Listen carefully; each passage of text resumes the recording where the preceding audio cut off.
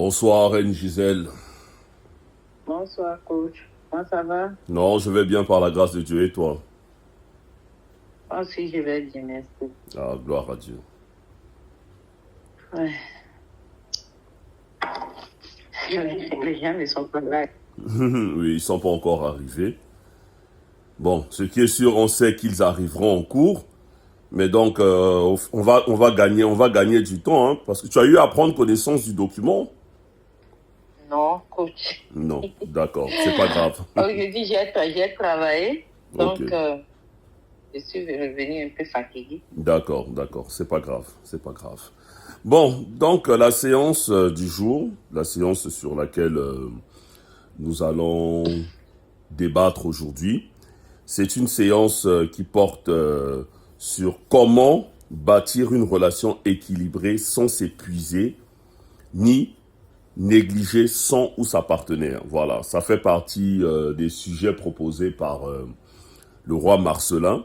Donc c'est sur ce sujet aujourd'hui que nous allons discuter. Donc il est question de savoir comment bâtir une relation équilibrée. Est-ce qu'il est possible de bâtir une relation équilibrée sans s'épuiser, sans négliger son ou sa partenaire? Est-ce qu'il est possible de mettre en place un équilibre? C'est sur ce sujet, c'est sur ce thème qu'aujourd'hui nous allons débattre. Donc, sans plus tarder, passons à l'introduction parce que le sujet est assez vaste. J'ai beaucoup développé sur ce sujet, donc pour gagner du temps, on va déjà rentrer dans le vif du sujet. Donc, dans l'introduction, dans une relation amoureuse, nous marchons souvent sur un fil fragile entre deux extrêmes. D'un côté, nous risquons de nous oublier complètement en nous donnant corps et âme à l'autre personne, voilà, jusqu'à l'épuisement. De l'autre, nous pouvons devenir si préoccupés par notre bien-être que nous finissons par négliger les besoins légitimes de notre partenaire. Donc, dans la plupart des cas, quand on est dans une relation amoureuse, on est face à deux difficultés. Voilà, on est face à deux difficultés. On est face à une personne avec qui on vit et on est aussi face à la difficulté selon laquelle il faut garder un certain équilibre pour soi-même. Cette tension est parfaitement normale, mais elle peut créer un malaise profond qui ronge la relation de l'intérieur. Le véritable défi n'est pas de choisir entre soi et l'autre. Donc le véritable défi dans une relation, ce n'est pas soit de se choisir ou soit de choisir l'autre, mais de comprendre que l'amour sain ressemble davantage à une danse qu'à un sacrifice. Donc le véritable amour, en fait, ce n'est pas un sacrifice. Ce n'est pas le fait de vivre avec quelqu'un. Je décide, je vis avec un homme, je vis avec une femme et je me sacrifie pour rendre cette personne heureuse. Non. En fait, le véritable secret, c'est de vivre avec quelqu'un et pas que ça ressemble à un sacrifice, mais plutôt à une danse. Nous allons comprendre ces mots plus profondément dans le développement du sujet. Dans une danse réussie, chaque personne garde son propre rythme tout en s'ajustant à celui de l'autre. Personne ne s'écrase les pieds, personne ne s'épuise à porter tout le poids et pourtant ensemble, ils créent quelque chose de magnifique. Donc, dans une bonne relation, dans une relation saine, il y a, je dirais, une synchronisation. Ce n'est pas une personne qui va porter tout le poids de la responsabilité de la relation. Ce n'est pas une personne qui va tout supporter pour que l'autre partenaire se sente heureuse, se sente heureux. Il faut une synchronisation, il faut un travail des deux côtés. Donc cette séance propose des pistes concrètes et souvent méconnues pour construire cet équilibre délicat. Les éléments que nous allons retrouver dans cette séance, ce sont des éléments que l'on ne retrouve pas beaucoup, mais ce sont des éléments très importants. Ce sont des éléments très fondamentaux. Donc, au-delà des conseils habituels sur la communication ou le temps de qualité, nous explorerons des approches plus profondes et moins évidentes qui touchent à la manière dont nous pensons l'amour, gérant notre énergie émotionnelle et créant un espace où deux personnes peuvent s'épanouir sans que l'une devienne l'ombre de l'autre. Donc, sans plus tarder, rentrons dans le vif du sujet. Rentrons dans le vif du sujet. Le premier astuce, cultiver l'ennui ensemble plutôt que de toujours divertir. Peut-être que lorsque vous êtes tombé sur cette astuce, ça vous a étonné. Comment ça? Cultiver l'ennui ensemble plutôt que de toujours divertir. Nous allons comprendre. Allons-y doucement, doucement. Nous allons comprendre. Contrairement à ce qu'on pourrait croire, une relation saine ne nécessite pas d'être constamment stimulante ou excitante. Non. Généralement, les gens croient que quand on parle d'une relation amoureuse, il faut toujours que la relation amoureuse soit palpitante. Il faut que la relation amoureuse soit excitante. Non. Ce n'est pas ça en fait. L'un des secrets les moins connus pour éviter l'épuisement est d'accepter et même de cultiver des moments d'ennui partagés. Oui. Le fait de cultiver l'ennui dans le couple, ça peut être un élément qui permet d'instaurer un équilibre entre deux personnes. Beaucoup de couples s'épuisent en essayant de créer sans cesse des expériences mémorables, de planifier des sorties, de maintenir une conversation brillante. Donc, il y en a de ceux qui pensent que ces méthodes-là, ces astuces vont permettre de créer cet équilibre. Non. Beaucoup se trompent à ce sujet. Ce n'est pas le fait de créer des expériences mémorables. Oui, ce n'est pas dire que ce n'est pas important. Non.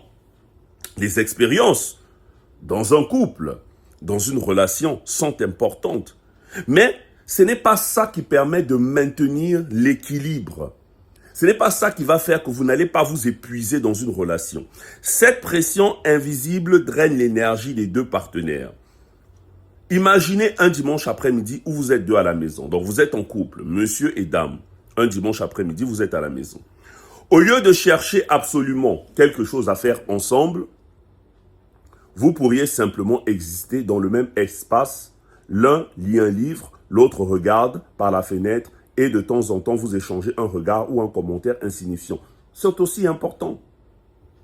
C'est aussi important. D'autres vont dire non, mais on s'ennuie. Non. Généralement, même quand on est à côté d'une personne qu'on aime, même si cette personne est en train de faire autre chose et qu'on respecte la liberté de cette personne-là, on ne peut pas concevoir cela comme étant ennuyant. Rien que le fait d'être à côté d'une personne pour qui on a de l'amour, pour qui on a de l'estime, c'est déjà un beau moment. C'est déjà intéressant. Ces moments où il ne se passe rien sont en réalité des moments où vous rechargez vos batteries tout en restant connectés. Donc même dans le silence, dans un bon silence, pas dans un silence de guerre bien évidemment, il y a quelque chose de beau, de magique qui se produit.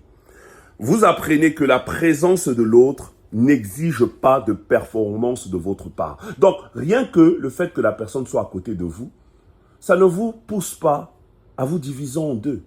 Ça ne vous pousse pas à vous multiplier en 4. Rien que le fait que la personne soit à côté de vous, vous vous sentez déjà bien.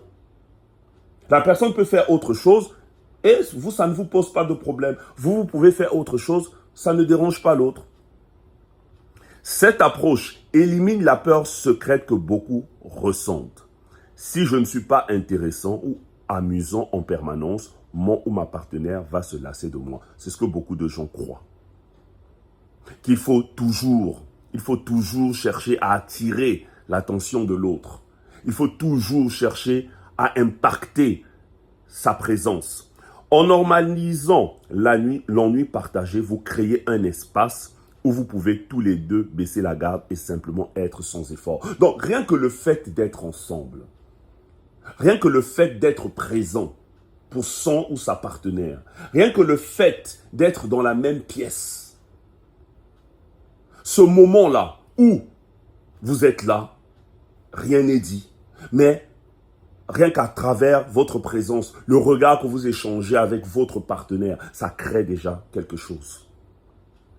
Le fait que vous n'allez pas vous dire, il faut que je fasse ça, il faut que je fasse ça, il faut que je me comporte comme ci, il faut que je me comporte comme ça. Pour attirer l'attention de votre partenaire, ce n'est pas ça forcément la solution. Deuxième astuce, pratiquer le non-sauvetage émotionnel conscient. Le non-sauvetage émotionnel conscient. Voici une habitude toxique très répandue mais rarement identifiée.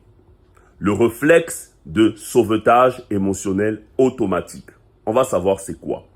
Dès que votre partenaire va mal, vous vous sentez obligé de réparer son état émotionnel immédiatement, comme si son malheur était une urgence dont vous êtes responsable. C'est pas bon.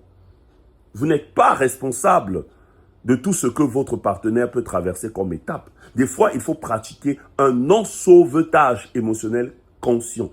Le fait, par exemple, que vous vous sentez obligé de réparer l'état émotionnel de votre partenaire ou de votre partenaire, automatiquement vous met dans une situation défavorable. Cette attitude, bien qu'elle parte d'une bonne intention, oui, ça part d'une bonne intention. Cette attitude, bien qu'elle parte d'une bonne intention, vous épuise rapidement et empêche votre partenaire de développer sa propre résilience. Ça ne vous aide pas. Ça ne vous rend pas service. Ça vous épuise. Parce que vous voulez pratiquer un sauvetage émotionnel qui ne vous concerne pas. Oui, c'est pour votre partenaire. Mais en voulant automatiquement réagir. C'est une bonne intention, c'est vrai.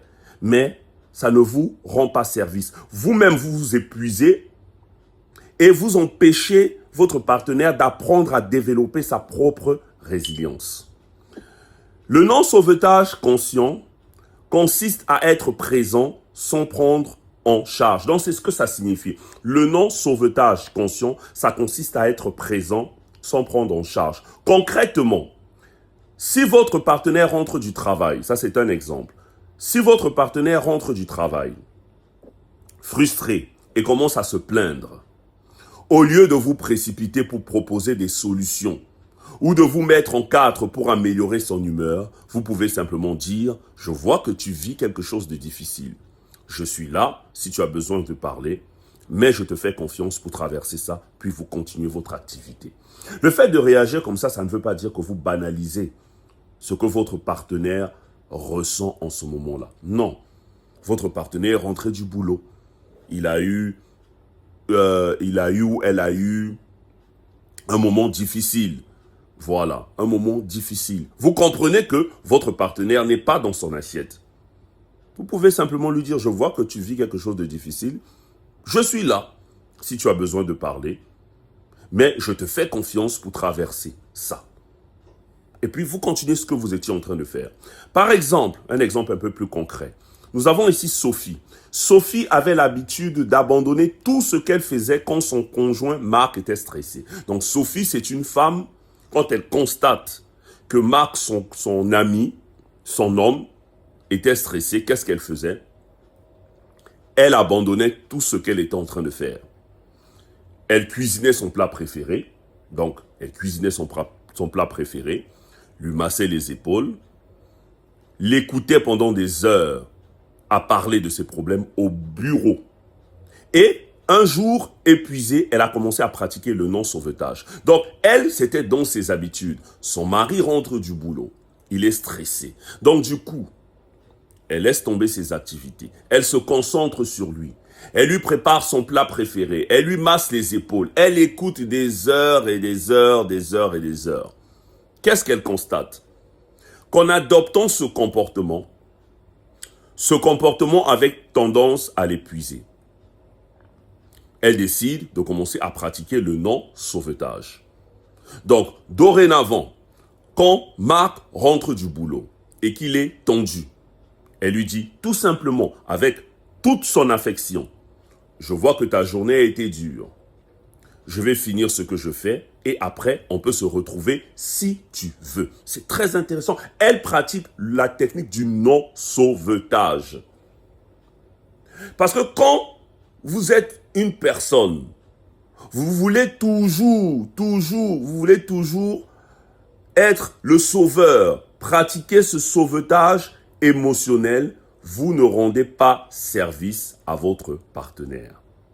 Vous ne lui rendez pas service. Vous ne donnez pas envie à votre partenaire d'apprendre à se relever seul de certaines de ses difficultés. Ce n'est pas parce qu'on est en couple qu'on doit se sacrifier entièrement pour se consacrer aux problèmes de son partenaire ou de sa partenaire. Donc, le fait qu'elle a compris qu'elle ne devait pas pratiquer le non-sauvetage, dorénavant, comme Marc rentrait du boulot et qu'il était tendu, je vois que ta journée était dure. Donc, elle compatit. Je vais finir ce que je fais. Elle se donne de la valeur. Elle ne se sacrifie pas au détriment de son partenaire. Et après, on peut se retrouver si tu veux. Donc, elle dit à Marc, écoute, je suis en train de faire quelque chose. Je constate que ta journée était difficile. Je termine ce que je fais. Et après, on peut se retrouver si tu veux. Donc, ce n'est pas comme si elle ignore ce que ressent Marc en ce moment-là. Elle comprend que Marc traverse un moment difficile. Mais elle se permet de terminer ce qu'elle est en train de faire pour ensuite proposer à Marc que lorsqu'il va se sentir mieux, ils pourront discuter. Donc, qu'est-ce qui s'est passé? Étonnamment, Marc a commencé à mieux gérer ses émotions par lui-même. Donc, le fait que Sophie a commencé à pratiquer le non-sauvetage émotionnel, elle a permis à Marc à apprendre à mieux gérer ses émotions. Et du coup, qu'est-ce qui s'est passé? Leur relation est devenue plus équilibrée. Donc, ce n'est pas le fait de pratiquer le sauvetage émotionnel qui signifie que vous pouvez être en mesure de bâtir une relation équilibrée. Si vous voulez bâtir une relation équilibrée, permettez aussi à votre partenaire à apprendre à se relever seul de certains de ses problèmes. Il y a des problèmes, oui, où on doit courir directement au sauvetage émotionnel. Par exemple, vous avez votre partenaire qui a perdu son père ou perdu sa mère. Vous n'allez pas dire, écoute, je vais d'abord faire ce que je suis en train de faire et ensuite on va parler. Non. Là, vous devez pratiquer le sauvetage émotionnel. Mais vous ne devez pas avoir cette habitude dans le couple parce qu'il faut apprendre, votre partenaire doit apprendre à savoir gérer certaines émotions lui-même. Ça va permettre d'instaurer un climat d'équilibre. Troisième astuce, créer des protocoles de recharge personnalisés et explicites. La plupart des gens savent qu'ils ont besoin de temps pour eux, mais ils gèrent cela de façon floue et culpabilisante. L'astuce rare est de créer avec votre partenaire des protocoles de recharge clairs, presque comme des rituels reconnus dans votre couple. Donc, dans votre couple, vous devez créer des protocoles de recharge. Nous allons mieux comprendre ça plus loin. Il ne s'agit pas simplement de demander du temps seul quand on est à bout, mais d'établir des systèmes préventifs. Par exemple, vous pourriez établir que chaque mercredi soir, l'un d'entre vous a automatiquement sa soirée de recharge. Voilà. Sans avoir à la demander ou à la justifier. Donc, ça vous permet de maintenir un certain équilibre. Chaque mercredi soir, ça peut être l'homme, ça peut être la femme, la personne a sa soirée de rechange. Sans avoir à la demander. La personne n'a pas besoin de demander ça à son partenaire, sans avoir à se justifier. Le partenaire ou la partenaire sait que mon partenaire a des rituels de recharge. Cette personne peut faire ce qu'elle veut. Toujours dans le respect, bien évidemment. Sortir seul. Donc, ça veut dire que monsieur ou madame a le droit de sortir seul. C'est son rituel de recharge. Ça lui permet de se recharger. Ce n'est pas parce qu'on est en couple qu'on n'a pas besoin de se recharger. Quand on est en couple, je l'ai toujours dit, on a aussi besoin de son espace personnel. On en a toujours besoin. Et donc, des rituels de recharge sont importants. Donc, ça dépend maintenant de tout un chacun. Donc, cette personne, par exemple, ça c'est un exemple, peut faire ce qu'elle veut.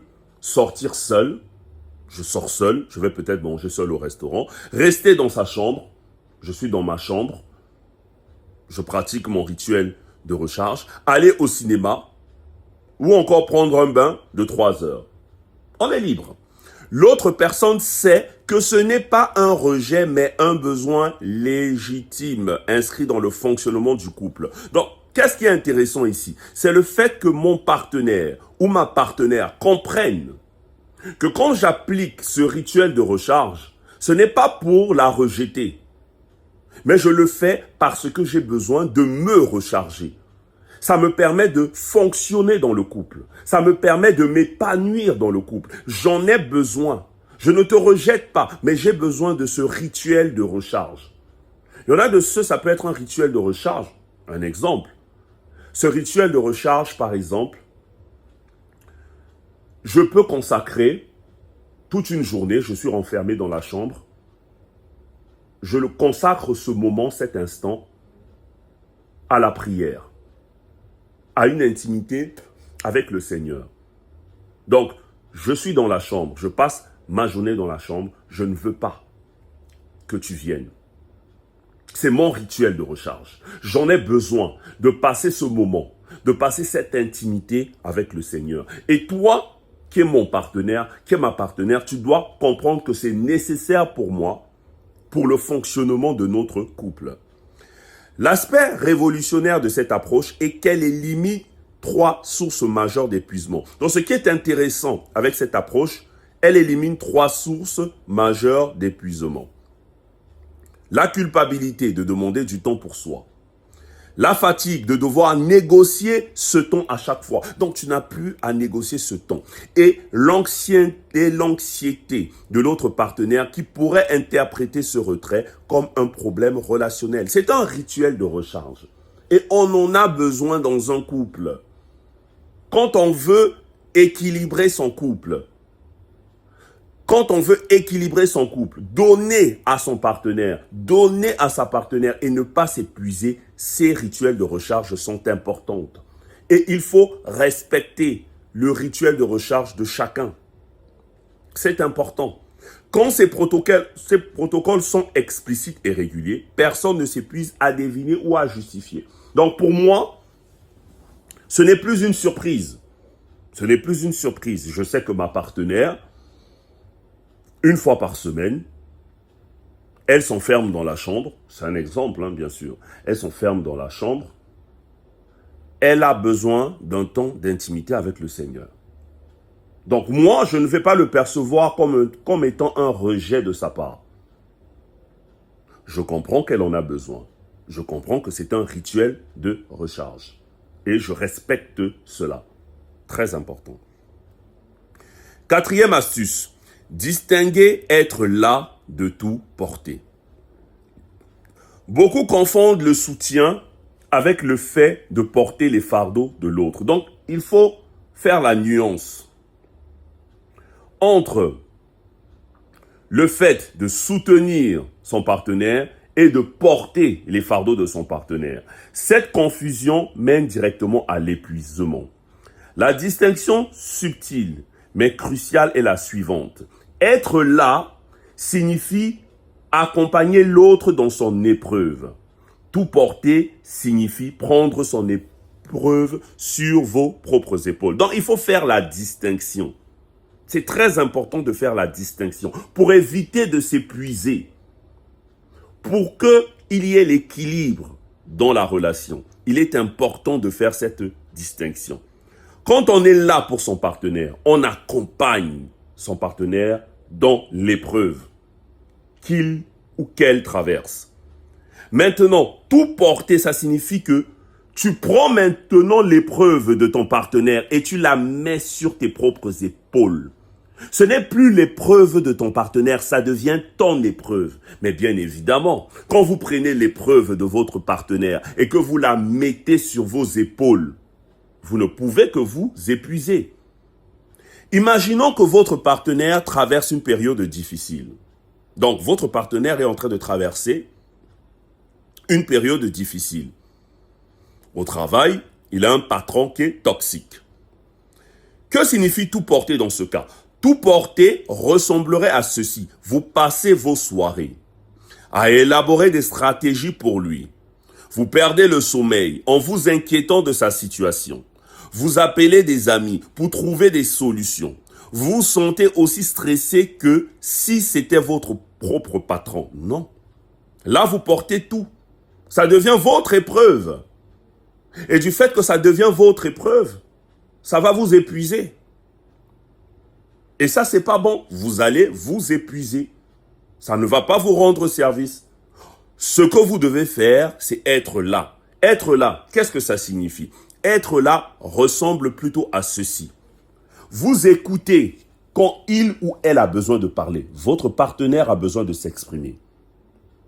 Du fait qu'il est dans un milieu où il vit, dans son service, avec un patron toxique, vous l'écoutez. Vous l'écoutez quand il a besoin de parler.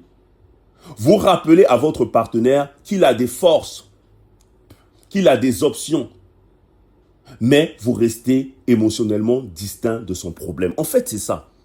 Ne rentrez pas dans son problème, restez émotionnellement distinct de son problème. La phrase magique qui incarne cette distinction est « Je suis avec toi dans cette épreuve, mais je ne peux pas la vivre à ta place », ce qui est réel. Vous ne pouvez pas vivre l'épreuve de votre partenaire alors que ce n'est pas votre épreuve. Vous êtes là pour votre partenaire. Vous accompagnez votre partenaire. Vous soutenez votre partenaire. Mais vous ne pouvez pas vivre son expérience à sa place. Je suis là, je t'accompagne. Mais ce n'est pas mon épreuve, c'est ton épreuve. Cette phrase, quand elle est dite avec amour, établit une frontière saine. Elle dit, ton problème compte pour moi. Donc, ton problème est important pour moi. Voilà pourquoi je t'accompagne. Mais il reste ton problème à résoudre. Il reste ton problème à résoudre. Je ne vais pas aller jusqu'à m'endetter pour une dette que tu as contractée quand tu allais jouer au loto. Non. Je ne vais pas le faire. Tu vas jouer au loto. Tu connais bien les difficultés financières que l'on traverse. Mais tu vas jouer au loto et tu perds de l'argent. Entre-temps, tu as des dettes. Ce n'est pas moi qui vais venir porter ces responsabilités-là. Ton problème, les difficultés que tu traverses à ton service, c'est important pour moi, mais je ne peux pas le résoudre à ta place. Donc, il faut faire la distinction entre tout porter, et être là pour son partenaire. Ce n'est pas pareil. Ma tâche est de t'accompagner, pas de te remplacer. 5. Instaurer la règle des 3 niveaux d'énergie. Voici un système que très peu de couples utilisent, mais qui change radicalement la dynamique. C'est très intéressant. J'attire votre attention. Définir ensemble 3 niveaux d'énergie et adapter vos attentes en fonction. Donc, dans le couple, vous créez quoi? Vous allez créer la règle des 3 niveaux d'énergie. Chaque jour, chaque partenaire peut indiquer à l'autre son niveau d'énergie. Donc, il y a 3 niveaux d'énergie. Il y a l'énergie haute, il y a l'énergie moyenne et il y a l'énergie basse. À énergie haute, donc quand on a l'énergie haute, on peut beaucoup donner. On peut planifier, on peut résoudre des problèmes, on peut avoir des conversations profondes. On est à énergie haute. On est créatif dans la relation. Quand on est à l'énergie moyenne, on peut fonctionner normalement, mais sans extra. On accomplit les tâches quotidiennes, on est présent, mais pas particulièrement inspiré. Donc là, l'énergie, elle est moyenne. À énergie basse, le plus bas, on ne peut offrir que le minimum. Une présence silencieuse, on est présent. Quelques mots gentils et beaucoup d'espace personnel. La puissance de ce système réside dans le fait qu'il normalise les fluctuations d'énergie et élimine les attentes irréalistes. On ne va pas se mentir. On n'a pas toujours le même niveau d'énergie.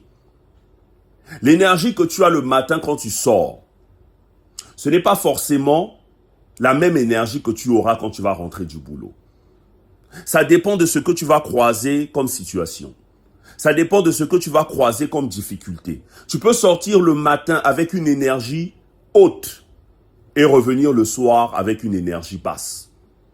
Un peu comme le cas de Marc, qui peut-être le matin est parti avec une énergie haute. Mais quand il revient avec une énergie basse. Donc on n'est pas pareil. La puissance de ce système réside dans le fait qu'il normalise les fluctuations d'énergie. C'est normal qu'il y ait des fluctuations d'énergie. Nous ne sommes pas des robots, nous sommes des humains. Et souvent, ce qu'on croise comme situation, ça influence nos émotions. Par exemple, Thomas rentre du travail et dit simplement à sa partenaire, « Je suis à énergie basse aujourd'hui. » Qu'est-ce qui se passe? Sa partenaire, Aïcha, comprend immédiatement qu'elle ne doit pas compter sur lui pour planifier le week-end. Son mari rentre avec une énergie basse. L'énergie est basse. Donc elle comprend, voilà, qu'elle ne peut pas compter sur lui, qu'il n'est pas dans son assiette. Elle ajuste ses attentes, son ressentiment. Parce qu'ils ont déjà établi que ces niveaux varient pour tout le monde et que ce n'est pas un rejet personnel. Donc ça permet de gagner du temps. Ça permet de gagner du temps. Au lieu que ton partenaire rentre le soir avec une énergie basse, tu lui poses une question et qu'il te réponde mal. Non, je suis à énergie basse. Tu comprends? Parce que vous avez mis en place cette règle. Cela permet d'éviter que l'un d'entre vous ressente une certaine forme de rejet. Ce système protège contre deux dangers. L'épuisement, donc en donnant plus qu'on a, et la négligence en exigeant plus que l'autre ne peut donner. On comprend. Cette règle permet de créer un langage commun pour parler des limites sans accusation ni culpabilité. Très utile, très très utile. Cette règle-là, c'est une règle d'or, une règle d'or. Sixième astuce. Pratiquer l'interdépendance sélective plutôt que la fusion totale. Pratiquer l'interdépendance sélective plutôt que la fusion totale. L'erreur commune est de penser qu'une bonne relation signifie tout partager et tout faire ensemble. C'est ce qu'on nous a inculqué. C'est ce que la société nous a inculqué. Que pour qu'une relation fonctionne, il faut tout partager et tout faire ensemble. Non. Non. C'est une erreur. Beaucoup, on pense que c'est la solution. Non. Cette fusion totale est épuisante et irréaliste. C'est non seulement épuisant, c'est épuisant. De tout partager et de tout faire ensemble, c'est épuisant. Et c'est irréaliste. L'astuce rare est de pratiquer ce qu'on pourrait appeler l'interdépendance sélective. Choisir consciemment les domaines où vous vous entremêlez profondément et ceux où vous restez séparés. Ce n'est pas parce qu'on vit ensemble qu'on doit tout faire ensemble. Non. Non, non, non, non, non, non. Le fait de se dire qu'on doit tout faire ensemble, en fait, ce sont des règles où vous-même, vous devenez vos propres prisonniers. Par exemple, un couple pourrait décider que leurs finances sont complètement partagées et qu'ils prennent toutes les décisions financières ensemble, mais que leur amitié reste largement séparée. On reprend encore. Un couple pourrait décider, donc on pourrait avoir un couple qui prend la décision suivante. Leurs finances sont complètement partagées. Donc, en ce qui concerne les finances, ils partagent toutes les finances qu'ils effectuent dans le couple. Quand il s'agit de prendre des décisions financières, ils le prennent ensemble. Mais leur amitié reste largement séparée. Ça, c'est un exemple. Chacun cultive ses propres amis. Donc, chacun a le droit d'avoir ses propres amis. Sans l'obligation constante de les présenter ou de les intégrer. C'est un exemple, hein? C'est un exemple. J'ai le droit d'avoir mes amis. Je ne suis pas obligé de te présenter tous mes amis. Tu dois respecter le fait que j'ai le droit d'avoir mes amis. Je ne partage pas tout avec toi. On prend des décisions en ce qui concerne les finances ensemble. Mais j'ai le droit d'avoir mes propres amis, de cultiver mes propres amis, sans l'obligation constante de les présenter ou de les intégrer. Ou inversement, chacun a son compte bancaire personnel. Ça dépend de vous. Non, chacun, madame, tu as le droit d'avoir ton compte bancaire personnel. Monsieur, tu as le droit d'avoir ton compte bancaire personnel. Je ne vais pas venir te faire la morale pour savoir tu gagnes combien tu gagnes, etc. C'est ton choix. Tu as ton compte bancaire personnel. Mais en revanche, on doit partager tous nos amis. On doit avoir tous les mêmes amis. C'est une décision. Donc, l'essentiel est de définir explicitement ces zones plutôt que de naviguer dans l'ambiguïté.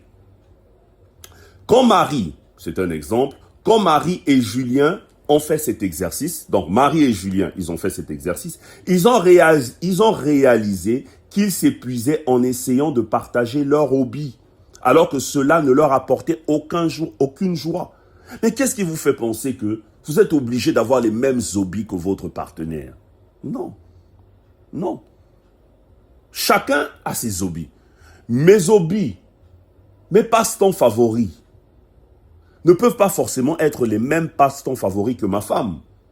Marie adorait la randonnée. Donc, Marie, elle adorait la randonnée. Julien détestait ça, mais il le faisait par obligation.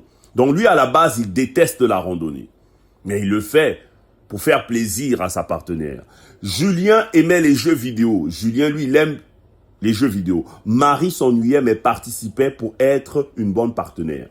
En se donnant la permission d'avoir des hobbies complètement séparés, ils ont retrouvé de l'énergie et des choses intéressantes à se rencontrer quand ils se retrouvaient. Donc le fait que non, tu as tes hobbies, je respecte tes hobbies. Peut-être que tes hobbies, c'est regarder Novelas TV, regarder, je sais pas, des chaînes, des films, etc. C'est tes hobbies. Regardez, suivre mes matchs de foot. Pour nous les hommes, par exemple. Tu n'es pas obligé de venir suivre on n'est pas obligé de partager les mêmes goûts en ce qui concerne le football ou quoi que ce soit. C'est mon hobby. Donc, c'est intéressant de mettre en place cette règle-là, de pratiquer l'interdépendance sélective plutôt que la fusion totale. 7. Établir un budget émotionnel mensuel. Peu de gens pensent à leur énergie émotionnelle comme à une ressource limitée qui doit être budgétée. Donc, il y a peu de gens qui comprennent que l'énergie émotionnelle est une ressource limitée. Pourtant, c'est exactement ce qu'elle est. L'astuce consiste à discuter ouvertement avec votre partenaire des dépenses émotionnelles prévues dans le mois à venir et de planifier en conséquence. Nous allons mieux comprendre cela dans l'exemple qui suit. Par exemple, si votre partenaire sait que sa mère malade va venir vivre chez vous pendant 2 semaines le mois prochain, donc votre partenaire, il est au courant que votre mère, qui est malade, va venir passer quelques semaines à la maison. Il faut savoir que c'est une grosse dépense émotionnelle pour elle. Oui, parce que c'est une responsabilité. C'est une responsabilité. Donc, pendant cette période, il ou elle aura moins d'énergie émotionnelle à investir dans la relation. Donc, vous devez comprendre que, là, mon partenaire ne pourra pas apporter la même énergie émotionnelle qu'il ou qu'elle a l'habitude d'apporter. En le sachant à l'avance, vous pouvez ajuster vos attentes, planifier vos propres activités ressourçantes et éviter de choisir ce moment pour aborder des sujets difficiles dans le couple. Donc, ça permet de faire quoi? Ça permet de prévoir Ça permet de prévoir toute forme de dépenses émotionnelles. On établit un budget émotionnel. Et ça, c'est intéressant. C'est intéressant. En le sachant à l'avance, vous pouvez ajuster vos attentes, planifier vos propres activités ressourçantes et éviter de choisir ce moment pour aborder des sujets difficiles dans le couple. De même, si vous savez que vous allez avoir une période intense au travail avec un gros projet, vous pouvez en informer votre partenaire. Donc, vous le faites déjà d'informer votre partenaire. Cela permet de planifier les choses. Les 3 prochaines semaines, mon budget émotionnel sera principalement consacré à ce projet. Donc, tu dois comprendre que les semaines qui arrivent, mon budget émotionnel va être concentré dans mon projet. Je risque d'être moins disponible et moins patient. Ce n'est pas contre toi, c'est juste ma réalité temporaire. Donc, vous voyez, ça facilite la tâche. Ça facilite les choses. Cette approche transforme ce qui serait normalement source de conflit. Donc, le fait de mettre en place cette astuce, ça vous permet d'éviter de créer des conflits inutiles dans le couple. Tu ne fais plus attention à moi en quelque chose de gérable et de prévu. Donc, votre partenaire est plus susceptible de vous comprendre. C'est comme lorsque vous planifiez un gros achat financier. Vous savez que pendant quelques mois, vous devrez être plus économe ailleurs. Le budget émotionnel fonctionne exactement de la même manière. Donc, ça permet de planifier. Et là, votre partenaire vous comprend. Bien évidemment, il faut aussi la communication, il faut communiquer. Ce n'est pas que vous allez surprendre votre partenaire, par exemple, qui vous faites venir votre maman qui est malade et votre partenaire n'est pas informé. Ici, ce qui est intéressant, c'est le système de la prévision. 8. Adopter le concept de maintenance relationnelle plutôt que de travail relationnel. Le langage que nous utilisons façonne notre expérience. Quand on parle de travailler sur sa relation, cela évoque l'effort, la peine, quelque chose de lourd. Donc quand on parle de travailler sur la relation, on peut concevoir cela comme étant une charge. Et effectivement, c'est une charge. C'est une charge. C'est lourd à porter. L'astuce est plutôt de penser plutôt en termes de maintenance. Quand on parle de maintenance, comme entretenir une maison, entretenir un véhicule, donc on met en place une maintenance relationnelle. Pourquoi? Parce que la maintenance est préventive, régulière et légère.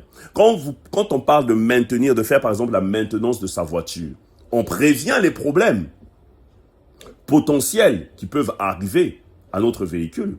Mais pourquoi ne pas le faire aussi en ce qui concerne une relation sentimentale? Ce n'est pas mauvais.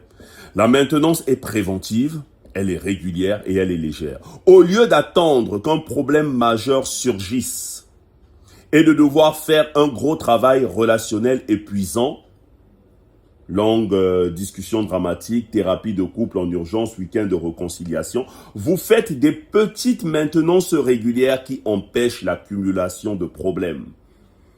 Donc le fait de mettre en place cette maintenance régulière, cette maintenance relationnelle régulière vous permet de prendre une avance en ce qui concerne les conflits.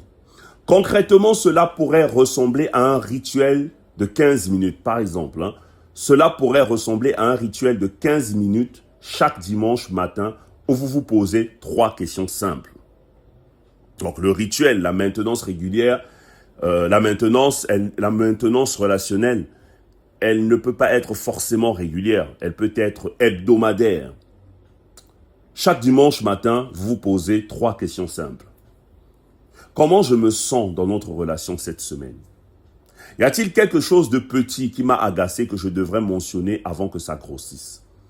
De quoi ai-je besoin de toi cette semaine qui vient? Ce sont des minutes de maintenance préventive. Ça permet de faire l'ossature de la relation. Ça permet de prévenir certains problèmes. Parce que vous savez, l'une des difficultés que beaucoup de couples croisent dans leur relation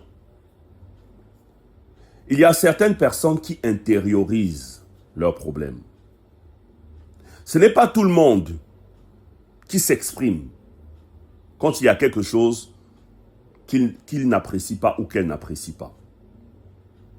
Mettre en place cette maintenance préventive pourrait permettre de régler les problèmes avant que ces problèmes-là ne soient massifs.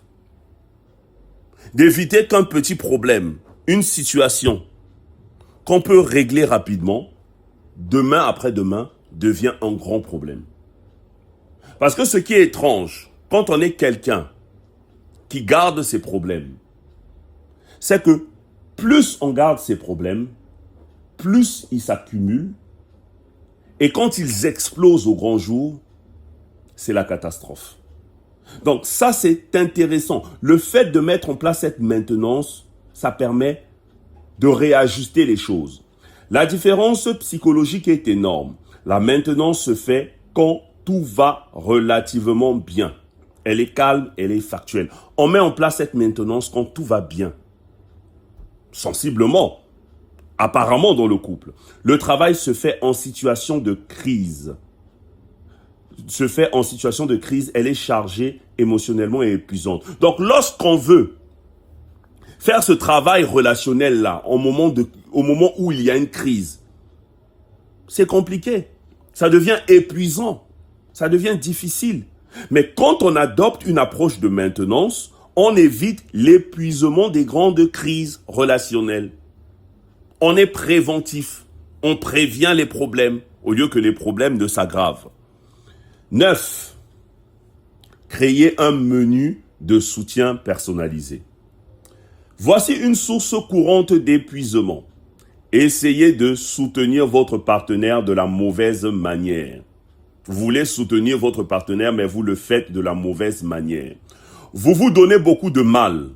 Mais comme vous offrez le type de soutien qui vous conviendrait, votre effort tombe à plat et vous vous épuisez pour rien. Donc, vous voulez apporter de l'aide à votre partenaire. Mais l'aide que vous apportez à votre partenaire ne rend pas service à votre partenaire, n'est pas utile à votre partenaire, contrarie votre partenaire. Non. La solution rare est de créer ensemble ce qu'on pourrait appeler un menu de soutien personnalisé. Donc, vous pouvez mettre en place un menu de soutien personnalisé. Qu'est-ce que ça veut dire? Chaque partenaire liste explicitement ce qui l'aide vraiment quand il ou elle va mal et tout ce qui ne l'aide pas du tout. Donc, chaque partenaire fait quoi? Un partenaire peut prendre une feuille et un bic et ce partenaire commence à lister ce qui l'aide quand il est contrarié, ce qui l'aide quand il est fâché, ce qui l'aide quand il n'est pas dans son assiette et ce qui ne l'aide pas du tout. Donc là, vous mettez en place un menu de soutien personnalisé. Par exemple, le menu de soutien de Léa pourrait ressembler à ceci. Ici, nous avons Léa. Et elle s'exprime. Ce qui m'aide quand je vais mal, qu'on me laisse tranquille pendant 1 heure. Donc Léa, elle est comme ça.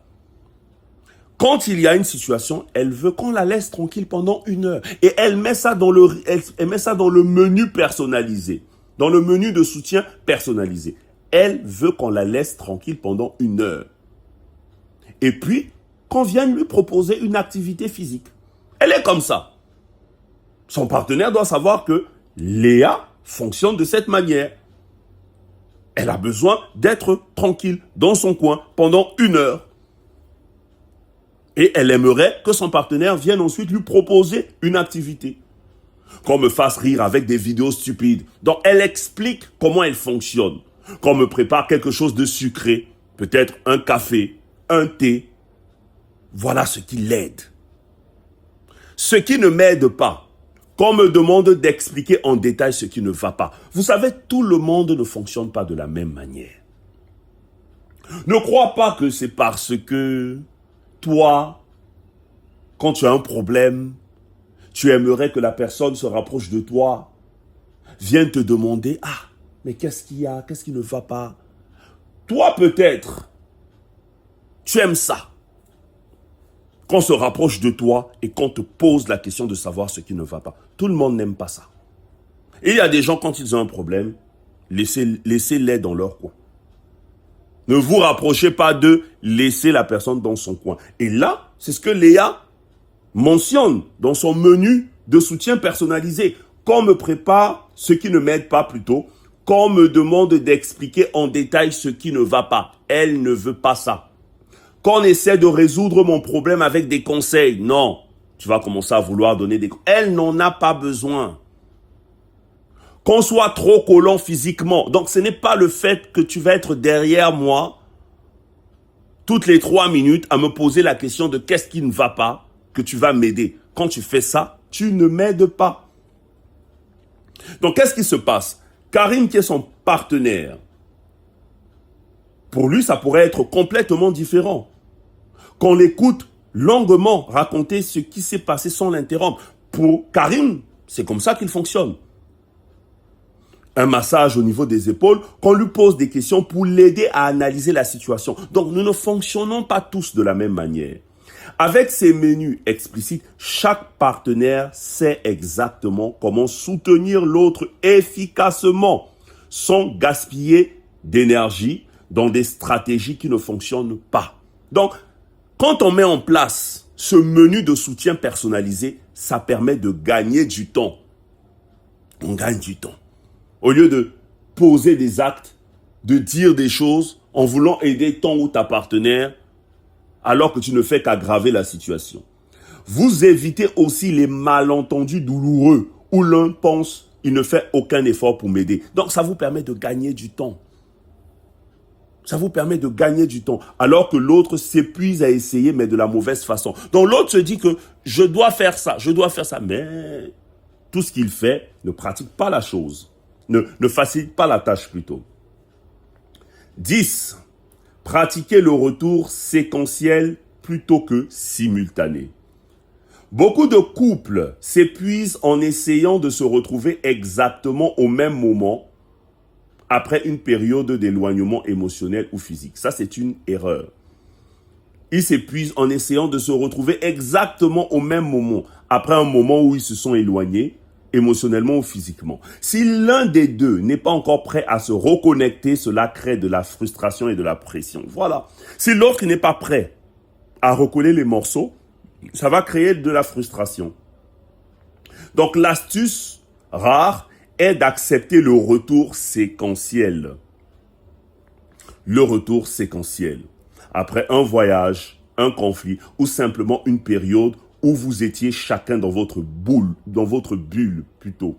Vous ne vous reconnectez pas forcément en même temps. Prenons un exemple pour mieux comprendre. Après une dispute, nous avons ici Simon qui est prêt à renouer le contact après 2 heures. Donc il s'est discuté avec sa partenaire Amélie et après une dispute, il est prêt à renouer le contact avec Amélie. Mais Amélie n'est pas prête pour ça. Amélie a besoin d'une journée complète. Voilà. Elle a besoin d'une journée complète. Traditionnellement, soit Simon attend en rangeant son frein et en se sentant rejeté, soit il pousse Amélie à se réconcilier avant qu'elle ne soit prête, créant un nouveau conflit. Donc, soit il va réagir comme ça. Il va pousser Amélie, soit il va rester dans son coin, en se disant qu'il est rejeté, soit qu'il va pousser Amélie à se réconcilier et ça va créer un nouveau conflit. Maintenant, quel est l'avantage du retour séquentiel? Le retour séquentiel, avec le retour séquentiel, ils ont convenu d'un système. Donc, les deux mettent en place un système. Celui qui est prêt, le premier, envoie un signal de disponibilité. Donc, il y a eu une dispute. Le premier, celui qui est prêt à vouloir passer à autre chose, qu'est-ce qu'il fait? Il envoie un signal de disponibilité. Par exemple, qu'est-ce qu'il fait? Il laisse un post-it avec un cœur sur la table de la cuisine. Il prend un post-it, il laisse un post-it avec le cœur sur la table de la cuisine. Mais ne force rien. Donc ça déjà, l'autre marque sa volonté de vouloir passer à autre chose.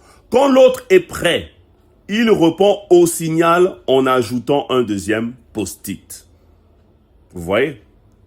Ils ont mis en place un système et ça facilite les choses. Et c'est seulement à ce moment qu'ils se retrouvent vraiment. Donc c'est facile. C'est facile. C'est facile. Donc il faut mettre en place un système. D'autres couples utilisent par exemple le système du drapeau blanc. Le système du drapeau blanc. Par exemple, il y a des hommes qui n'arrivent pas à présenter des excuses, à demander pardon. Il convient à un système avec sa partenaire quand il y a un souci, pour montrer qu'il est désolé, il vient avec un drapeau blanc.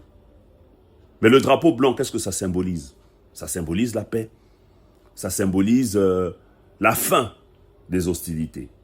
Donc ce système respecte les rythmes différents sans que personne ne se sente négligé ou forcé. Il ne faut pas forcer son partenaire. On ne force pas son partenaire. Nous sommes ensemble, nous vivons ensemble, mais ne me force pas. Il élimine cette danse épuisante où l'un poursuit et l'autre se retire, créant un cycle de frustration mutuelle. Conclusion. Voyons la conclusion. Conclusion. Bâtir une relation équilibrée sans s'épuiser ni négliger son partenaire n'est pas une destination qu'on atteint une fois pour toutes, mais plutôt un équilibre dynamique qu'on réajuste constamment. Il faut réajuster pour qu'il y ait un équilibre. Les astuces présentées ici partagent tout un fil conducteur. Elles remplacent les attentes vagues et les efforts épuisants par des systèmes clairs, des protocoles explicites et une compréhension honnête des limites humaines. L'erreur fondamentale que font beaucoup de couples est de penser que l'amour devrait être naturel et spontané en toutes circonstances. Non, sortez cette idée de vos têtes. Et que mettre en place des systèmes ou des règles tue la magie. Non, justement c'est ça qui est intéressant.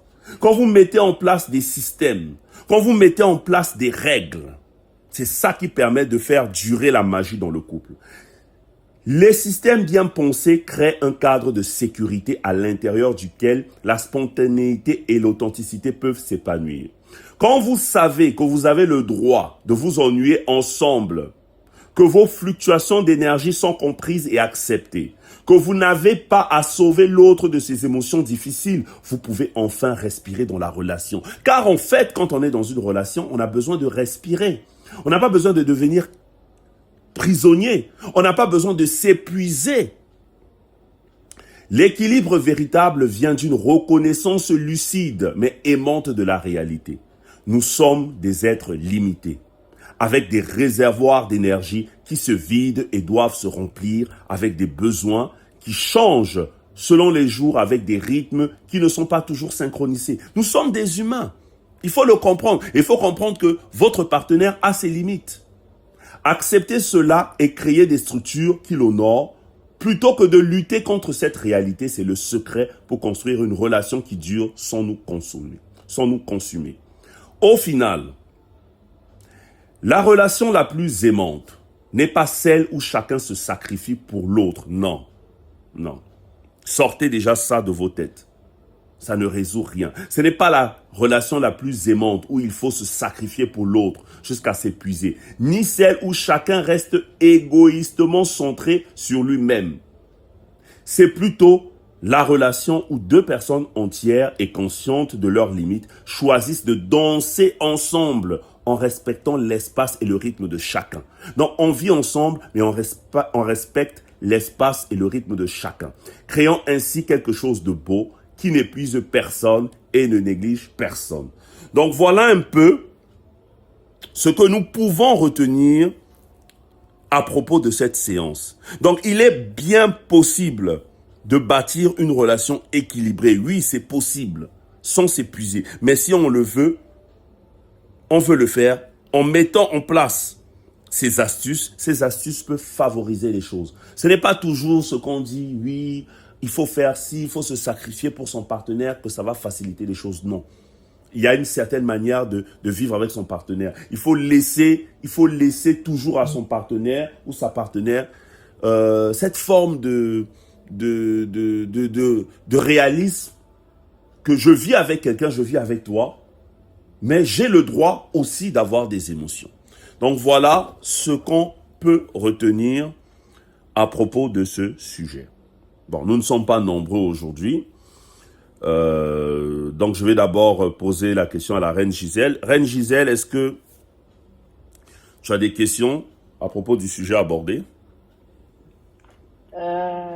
Pas vraiment de questions, mais j'ai vu que tout ce que tu as dit, moi, j'ai vraiment fait le contraire de toutes ces choses-là. Hein. Mhm. Parce que, par exemple, faut pas rire. Par exemple, mon mari, maintenant, lui, même ne peut pas payer ses factures Ok. avec son ordinateur. Il ne fait rien de cela. Même si je ne suis pas là, il doit m'appeler pour me demander ça. C'est toujours moi qui prends les initiatives des trucs, quoi. Ok. Même pour les nationalités des enfants, c'est moi. Ce que j'ai fait au pays aussi, c'est moi. Mhm. C'est comme s'il se repose sur moi. Même si on a des problèmes, c'est toujours moi qui dois nettoyer son derrière, quoi. Mhm. C'est ce que je vois maintenant. J'ai fait l'erreur, vraiment. Et je pense qu'avec les enfants, je dois changer parce que, surtout avec la fille, si je dis arrange ça, elle ne fait pas la chambre, je suis obligée de le faire parce que ça me dérange. Mhm. Si je parle 2 fois comme ça, je me dis, je fais moi-même. Mais je pense que je dois changer ça. D'accord. Sinon, j'ai toujours fait le contraire. Mhm. Mhm. Et Et oui. parfois, tu lui demandes qu'est-ce que tu as.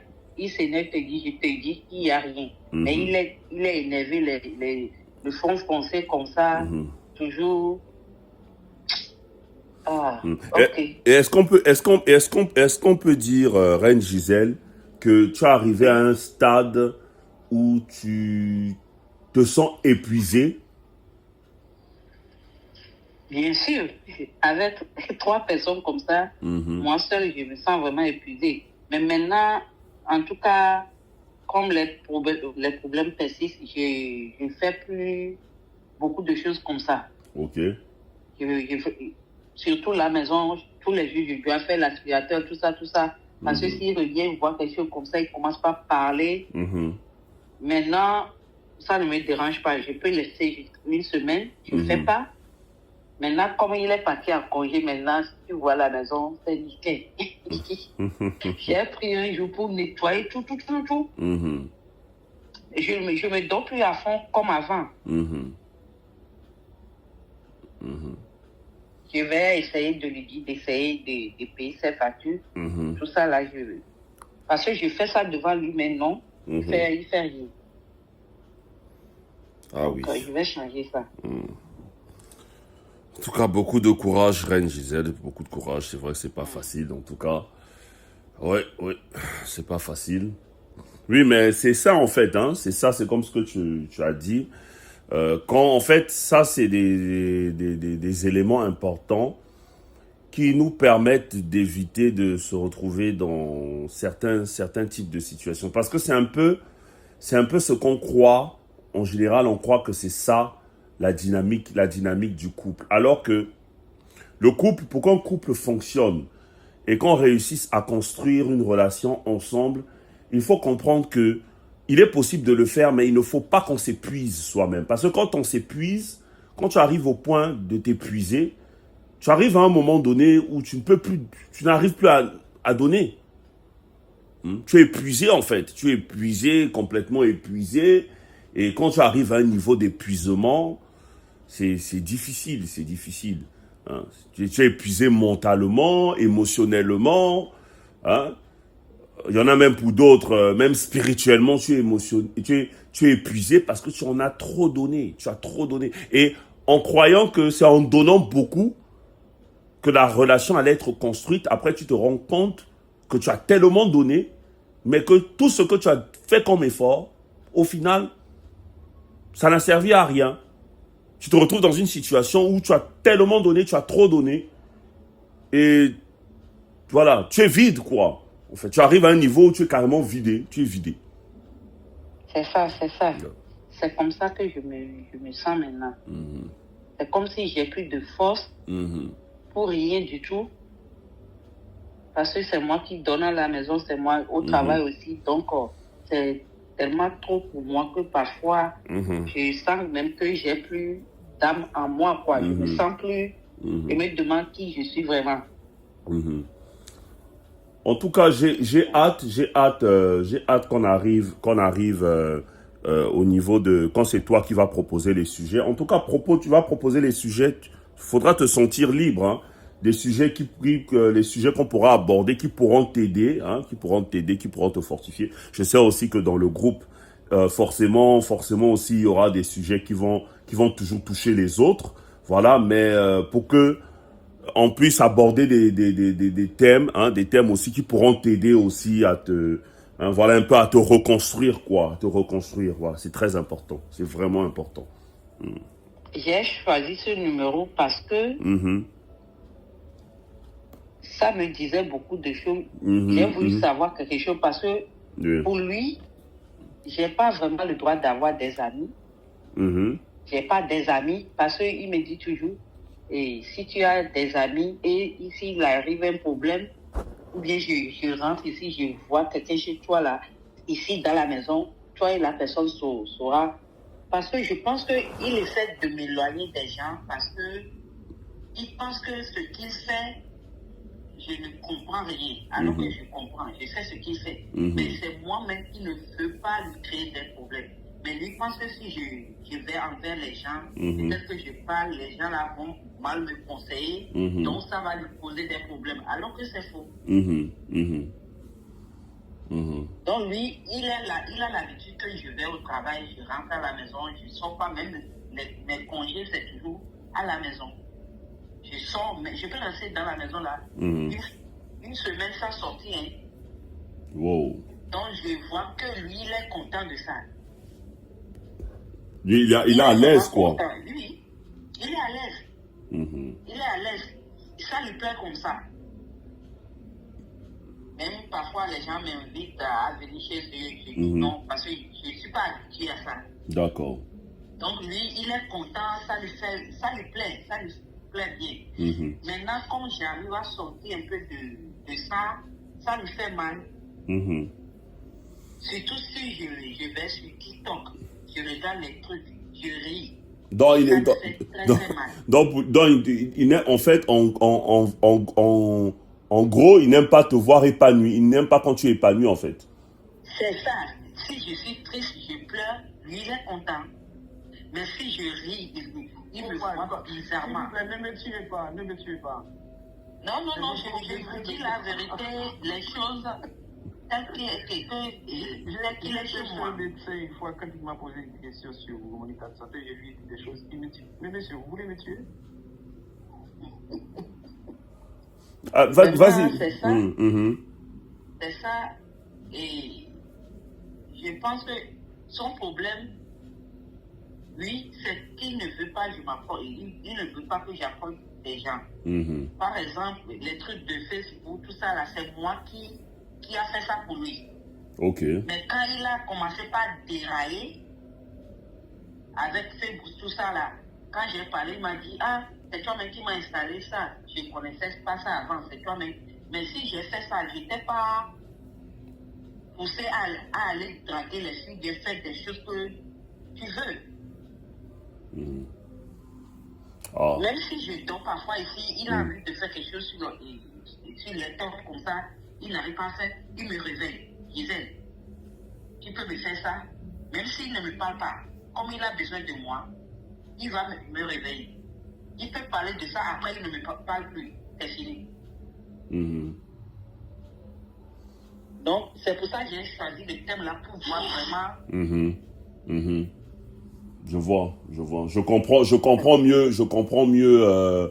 comprends mieux pourquoi tu as choisi ce thème. Je comprends mieux. C'est comme ce que je disais la fois dernière quand j'ai vu les thèmes les thèmes proposés par le roi Marcelin. J'ai apprécié. J'ai dit oui, ce sont des thèmes vraiment très, très, très, très, très pertinents. Parce que ce thème-là, c'est un thème qui est très pertinent parce que justement, nous sommes dans une société où beaucoup pensent que pour construire une relation, c'est comme ça.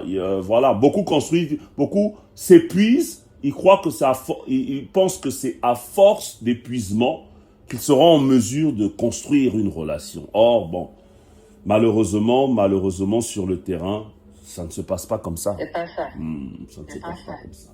Moi, je me donne à fond jusqu'à ce qu'on, si on va en vacances ensemble aussi, Mhm. la maison, dans leur maison comme ça, c'est moi qui fais le manger. Je vais en vacances, je ne sors même pas. Hein. Mhm. Même pour aller au grand marché du Lomé là, je n'y vais pas jusqu'à ce que je revienne ici. Mhm. Je n'arrive même pas à visiter ma mère. Je suis là, je cuisine du matin jusqu'au soir. C'est moi-même qui fais tout, laver les assiettes, tout ça là, tout ça là. Mhm. Et parfois, tu fais ça pour que tout aille bien, mais ça ne donne rien. Mhm. Rien du tout. Donc, Mhm. même pour aller en vacances ensemble, là, c'est vraiment un problème pour lui. Donc, vous n'avez pas des vacances Ça n'arrive pas? Lui, on avait fait le programme d'aller chaque 2 ans ensemble avec les enfants. Mhm. Et nous sommes partis une seule fois. L'année suivante, on doit encore aller. Non, il a dit non, qu'il ne veut pas aller, le mois de juillet parce qu'il pleut tout ça. J'ai dit, mais c'était pas ça le programme. On avait compris ça, on avait déjà parlé au travail pour ça, que le mois de juillet, chaque 2 ans, nous on a besoin de ça. Donc il ne fait que partir tout seul en vacances pour bien faire ce qu'il veut. C'est ça son problème. C'est ça son problème. Mais comme ce qu'il a oublié, c'est moi qui connais ces trucs. C'est moi qui gère ces trucs. C'est pour ça que je le suivais vraiment sur Facebook. Mhm. Tout ce qu'il faisait, je voyais tout comme si je ne voyais rien. Après, derrière lui comme ça, je ne devais pas faire ça, mais j'ai appelé la fille. Mhm. Je lui ai dit, j'ai envoyé quelqu'un. Je lui ai dit, lui, elle pensait que c'est mon mari qui a envoyé son frère. Parce que il lui a déjà fait savoir qu'il venait au pays. Mhm. Mais que quelqu'un va venir lui donner quelque chose. Donc quand on l'a appelée, elle pensait que c'est comme ça. Mais quand elle est venue, et j'ai appelé, j'ai dit, regarde, j'ai envoyé la dame là chez toi. Elle va rentrer avec toi dans votre maison, attendre ton mari. Comme ça, ton mari saura que s'il part au travail, tu es sur Facebook à envoyer tes nudités au mari des gens, alors que tu as ta bague de fiançailles. Mhm. Ton mari saura que tu as dit à mon mari qu'il ne sait pas baiser. Parce que moi, j'avais déjà fait beaucoup d'enquêtes sur la fille là. Mhm. Je voyais ce qu'elle envoyait. J'ai dit, mais la fille là, elle a une bague. Pourquoi elle fait ça? Mhm. Après, maintenant, j'ai appelé mon cousin pour dire, fais la demande à la fille là pour voir vraiment, je voudrais savoir ce qu'elle veut vraiment. Mhm. Il a fait la demande, elle a accepté, elle a envoyé les mêmes photos à mon cousin et à mon mari. Ok. Quand j'ai appelé, elle a dit non, j'ai dit ok, il est déjà au pays, il est revenu. Mais si tu vois mon mari, moi je saurai que tu as vu mon mari. Mhm. Elle a dit non, j'ai dit tu as une fille qui n'appartient même pas au monsieur qui t'a marié. Mhm. Mais si le monsieur part, tu fais tout ce que tu veux. Tu n'as pas de frère ou bien quoi. Tu pars, fais des trucs qui reviennent, tu ne peux pas le manger à ton mari. Tu veux tuer l'enfant de quelqu'un. Mais moi, je suis pas âgée pour être veuve en ce moment. Mhm. Parce que ton mari sait, il va s'attaquer à mon mari, et moi, je vais devenir une veuve. Elle a dit non. Pourtant, son mari a appelé mon mari ici. Donc, lui, je lui ai monté des trucs, et puis il est parti, il fait des bêtises, ce qu'il veut. Mais pourtant, je voyais des trucs comme ça, je me tais, parce que je ne veux pas créer des problèmes. Mhm. Mais quand moi, j'ai commencé maintenant à faire des trucs pour lui faire mal, j'appelais les filles là, je lui ai dit, parce qu'il y a lui qui a dit que, c'est lui qui t'a fait venir, ou bien c'est toi qui l'a fait partir là-bas. Et elle a dit des trucs comme ça, j'ai dit, regarde, moi j'ai mérité ça, de venir ici. Hein. Quand moi j'étais au pays, ce que toi tu faisais là, si je faisais ça là, je je n'allais pas venir ici. Donc, moi, j'ai bien mérité de venir ici. C'est comme si il part faire la cour aux filles, aux femmes là, c'est moi que lui, il expose. Parce que toutes les femmes là connaissent mon nom, là où j'habite, à Lomé, là où il a sa maison, là où sa maman, il dit tout. Mais moi, comme moi, je suis plus maligne que lui, moi aussi, j'ai des gens que moi, je donne aussi l'argent de me faire ça, et puis je connais tout. Et après, j'ai payé des gens pour me faire des vocaux. Ils ont parlé, parce que moi, j'écoutais leur conversation, tout. Et ils ont parlé, j'ai remis tous les vocaux là à la femme de son frère jumeau, d'envoyer ça à mon mari, en disant qu'il a vu ça sur WhatsApp, que les gens publient les trucs comme ça là. Et puis il a dit, c'est moi ça, ou c'est quel problème? Et jusqu'à présent, il pense que il a les trucs là sur WhatsApp, mais c'est pas vrai quoi. Lui, vraiment, j'ai envie vraiment de me débarrasser de lui quoi, parce que j'ai tellement subi que j'ai plus vraiment la force de continuer comme ça. Mais c'est seulement, je ne peux pas sauter et puis tomber et puis me casser. Il faut que je sois prête.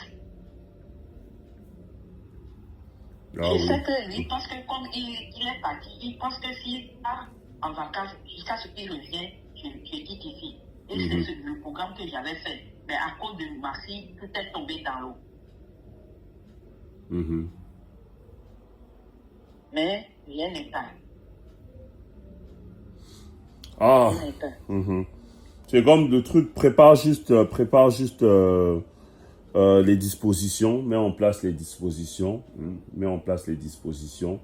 parce que le plus important, c'est ton épanouissement, l'épanouissement des enfants. C'est très important, parce que quand on arrive à un point où on est totalement épuisé comme ça, c'est pas bon. C'est pas bon en tout cas. Ce n'est pas bon. Voilà, ce n'est pas bon. En tout cas, beaucoup de courage. Merci. Beaucoup de courage. Roi Marcelin. Merci beaucoup, coach. Et merci, Gisèle, pour tes témoignages. Si vous avez vu que j'ai ri au début de votre intervention, c'était pas pour ironiser ni provoquer, c'est parce que tout simplement, j'ai retrouvé dans ce que vous avez dit une franchise, une honnêteté hors pair. Rares sont les gens qui acceptent de reconnaître quand ils ont erré, quand ils ont gaffé, de le reconnaître. Mais moi, avant d'entrer, je ne vais pas faire de commentaires sur le témoignage de la sœur, de la reine, mais ça m'a beaucoup touché. Non, vous pouvez le faire, hein? Vous pouvez le faire. Non, vous allez toujours, hein? Oui, vous allez trouver mes commentaires dans les questions que je vais poser au coach. Ok. La première question, coach Sherman, êtes-vous enseignant? Enseignant? Dans quel sens? Que j'enseigne à l'école? N'importe quelle chose. Est-ce que vous enseignez à l'université, à l'école? Bon. Ou quoi que ce soit. Non. Bon, non, je ne suis pas dans le sens. Bon, ça fait partie un peu de mes projets, hein. J'ai des projets comme ça. S'il vous plaît, faites-le. Merci. Même le bénévolat. Si vous trouvez une université qui a besoin d'un enseignant dans la moralité, je ne sais pas. D'ailleurs, c'est quelque chose qu'on peut enseigner dans n'importe quel niveau, dans la philosophie, tout à fait. Sociale. Mais il y a des cours spécifiques qu'on est en train d'introduire maintenant à l'université, mais même dans les écoles, le savoir-vivre, les choses comme ça. Ça, c'est en général. Mais de façon spécifique, comme je vois que vous êtes, bon, je ne doute pas, vous êtes un chrétien avéré, c'est-à-dire c'est quelqu'un qui fait partie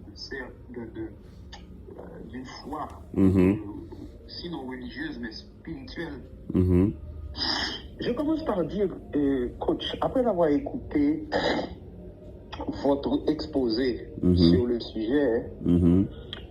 c'était un sujet qui me portait à cœur. Comme vous m'avez dit de choisir 3 sujets, Mhm. j'ai choisi 3, mais effectivement, je remercie les reines, en particulier Reine Gisèle qui est là, Mhm. d'avoir choisi ce oui. sujet. Mhm. C'était aussi mon sujet préféré. Mhm. Je Mhm. suis très édifié. Mhm. Et quand Merci. je vous ai demandé si vous êtes enseignant, c'est la méthodologie Mhm. que vous avez utilisée qui m'a tellement frappé. Mhm. Et je suis heureux de savoir que Reine Gisèle a aussi trouvé sa part. Mhm. Mhm. Merci. Depuis près de 6 mois que je suis membre de ce groupe, c'est la première fois que nous participons à une session Mhm. à 2. Mhm. Ah oui, c'est vrai. 3, 4 autres personnes. C'est vrai, c'est vrai. Il n'y en a que 2. Mhm. Et les autres qui ne se sentent pas présentes, si Mhm. elles sont intéressées, comme 2 ou 3 ont dit, Mhm. elles vont écouter l'audio. Mhm. Mhm. J'aurais souhaité que vous leur demandiez dans le groupe, après avoir écouté l'audio, Mhm. de ne pas cacher, de ne pas hésiter Oui. à faire leurs commentaires. C'est aussi. vrai. Ok. Ok. Soit directement sur le groupe, Mhm. soit sur le groupe publiquement ou bien directement. Mhm. à Ok. vous. Je vais mentionner Je ça. pense que Mhm. je trouve que ce sujet est tellement important. Mhm. Le développement que vous avez fait est tellement méthodique Mhm. et tellement important que vraiment je n'aurais pas aimé que les autres, au-delà d'écouter l'audio, Mhm. au-delà de lire le texte que vous avez écrit, Mhm. mais que vraiment ça soit un sujet d'échange, Ah oui, c'est vrai. que chacun puisse vraiment trouver sa part. Mhm. Et ce serait même bien si à la prochaine séance, vous mettez 10-15 minutes Mhm. à poser des questions sur... Ok. Ah oui, oui. Pour savoir s'il y a des éventuelles questions, oui. Pourquoi pas? Vraiment, j'adore. Pourquoi pas? J'adore aussi. Mhm. Je vais même le partager. Mhm. Je vais même partager l'audio D'accord. avec mes copains, copines, les gens, mes collègues, les gens que je connais, Mhm. qui auraient besoin Mhm. de ça. Ah oui, c'est Maintenant, important. En termes de remarques Mhm. que j'ai, ils ne sont pas beaucoup. J'ai beaucoup Ok. plus des commentaires et des témoignages, Mhm. comme Ben Gisèle. Et au début, soit depuis le premier point, Mhm. quand on a dit ne pas porter le fardeau de l'autre, ça m'a tellement touché. Mhm. C'est l'erreur que nous commettons tous en Exactement. général. Je me demande, quand je vous dis si vous êtes enseignant, Mhm. est-ce que vraiment ça ne doit pas être un sujet de vulgarisation Mhm. pour faire savoir aux gens quand on se marie, Mhm. on n'est pas fusionné Ah oui. et que l'un ne doit pas toujours se comporter C'est ça. en sauveur Mhm. ou Mhm. autre. Les gens, la personne te dit oui, tu ne m'aimes pas parce que tu ne fais pas ceci. Voilà, parce que tu ne fais pas ci, tu ne fais pas ça. Mhm.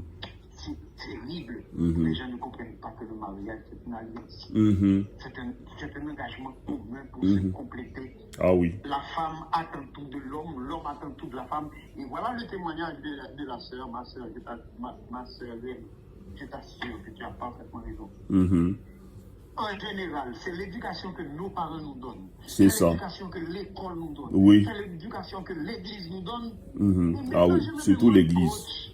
coach, yes, je me demande, coach, est-ce que vraiment, quand je regarde le taux de séparation qu'il y a aujourd'hui dans les couples, est-ce que c'est pas cette éducation qui nous condamne? Si. Ça joue de beaucoup. Soit disant que les gens nous éduquent pour bien vivre, mais c'est pour notre malheur. Mhm. C'est pour notre malheur, parce que regardez cette reine-là. Mhm. Bon, au-delà de cette fidélité dont elle a parlé à la fin du témoignage, je me demande, est-ce que effectivement ce n'est pas parce qu'elle voulait porter tout le poids du couple, tout le poids du foyer, qui fait qu'aujourd'hui elle s'épuise et voudrait se retirer. L'épuisement, effectivement, quand on se sent épuisé, on cherche la porte. C'est ça. C'est ça. Et maintenant, est-ce que ce n'est pas nos éducations, tant à l'école, dans la famille et à l'église, qui nous portent? Les gens nous disent, on aurait aimé que vous réussissiez, que Dieu vous bénisse, bonne réussite. Mais en réalité, on nous apprend à détruire les couples en voulant toujours être le sauveur, être toujours le bon samaritain. Quand j'ai ri tout à l'heure, je me suis regardé aussi. Peut-être si je n'ai pas fait le contraire à 100%, mais je me regarde dans un miroir aujourd'hui. Je me dis, mais n'es-tu pas le principal partisan de tes échecs dans tes relations passées. À vouloir toujours être celui qui apporte tout, celui qui donne toute la pression. Tu ouvres la porte de ta voiture. Il y a des gens qui auraient pu apprécier ça autrement. Mais sachant que dans la société actuelle, il y a plus de pervers que de personnes normales, quand un homme ouvre la porte de la voiture à sa femme, tu vas trouver 3% de femmes qui l'apprécient à sa juste valeur. Mais le reste considère c'est parce que tu es faible que tu fais ça. Tu descends de la voiture avec la femme, tu prends son sac, par galanterie, tu prends son sac, tu l'aides à porter son sac, tout le monde te regarde. Tout le monde te regarde.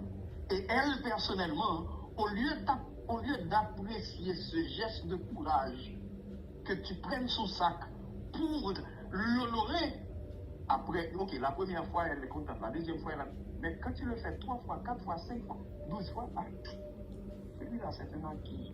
C'est parce qu'il n'a pas de valeur personnelle, pourquoi il cherche de la valeur. Et puis, comme ça, tu t'épuises. Et bon, je reviens sur la question de quelqu'un qui rentre à la maison, que ce soit du travail ou de voyage, et tu trouves la personne maussade.